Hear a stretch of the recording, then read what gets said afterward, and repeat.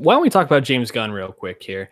I don't really want to get into like the right or wrong side of this, but I mean, he was fired off Guardians after some tweets from, I believe it was 2011 or around that time. Oh, 08 to 12, I think, is the range. 2012. Yeah.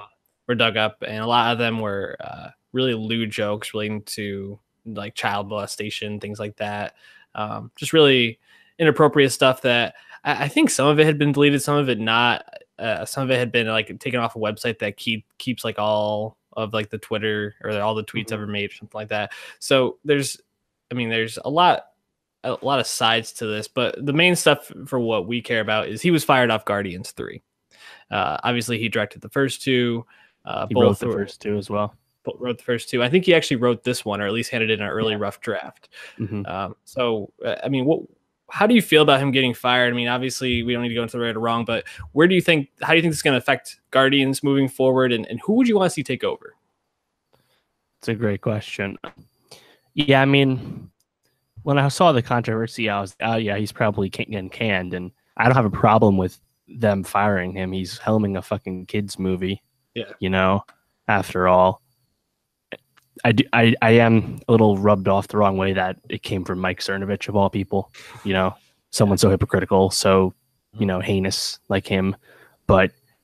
And it's not a clean comparison to the Roseanne firing, because it's stuff that happened before he was hired. And then you also see people bringing up, oh, Johnny Depp, you brought him back for another Pirates movie after the shit with Amber Heard came out. So where is the line? Disney's inconsistency with this kind of stuff is a little bothersome, but I do think they were pretty, right to do that if they wanted to. That being said, yeah, he's and that's another thing that annoys me is like there's a lot of like pent up like justice for James Gunn. You only care about this really badly because you love Guardians, but the other stuff you're not as vocal about. Just a lot of people being inconsistent. But it remains he's not going to be with Guardians at all. I figure they'll probably keep that script around to a certain extent. He really was kind of the heart and soul of what made Guardians work, and that'll never go away. And it does seem like the cast is all really supportive of him. Yeah. But if anyone was to just to replace him, it's obviously someone will. It was slated to go in production later this year. We'll see if that holds, but for 2020 release date. But I like Taika Waititi to do it, the director of Thor Ragnarok. If you're gonna go with someone in house, someone you can count on, I think you can go with him. Because it doesn't seem like a Thor movie's coming anytime soon, at least not for probably 2 years, 3 years. We even really hear about it. So you'd have the time if you wanted to. So yeah, his name's been thrown around with other big name non-Marvel projects. So I doubt he's an easy one to lock down again. But yeah, he'd be my top choice for sure. What about you? Yeah, Taika was my first thought too.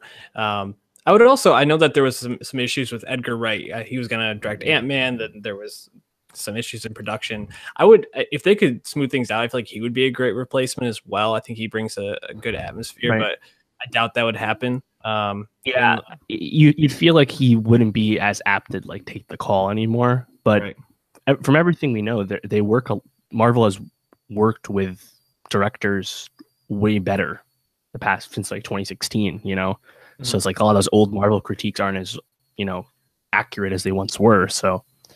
Perhaps Edgar Wright would have a better time making it, but he probably still wouldn't get the total creative control he'd want to sign on. Probably not the most realistic pick.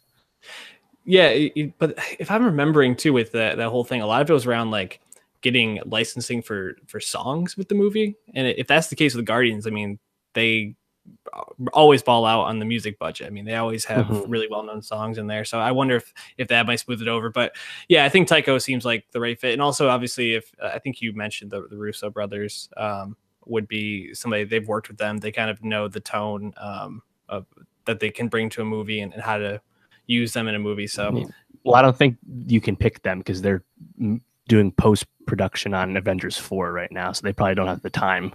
Right, and that's the thing. If this is going to push back any kind of timeline or anything, I wouldn't be surprised if they like maybe move something like one movie up and then push this back just to make sure that they're doing it right. Because Guardians seems like one of their major properties moving forward. But right now it was Guardians 3 was the only 2020 movie. I don't even think it had a hard date, but because next year Captain Marvel, Avengers 4, and Spider-Man: Far From Home and after that, we just had Guardians 3 sometime in 2020, I believe. So, they're not beholden to keeping that. So yeah, it'll be interesting to see. I mean, do you think there's any chance they rehire him, given a lot of the, I guess, up in arms about the firing? And it's not just angry nerds. There is some intellectual points being made about it. I mean, do you think there's any chance that they'd bring him back? I feel like at this point they're committed to it.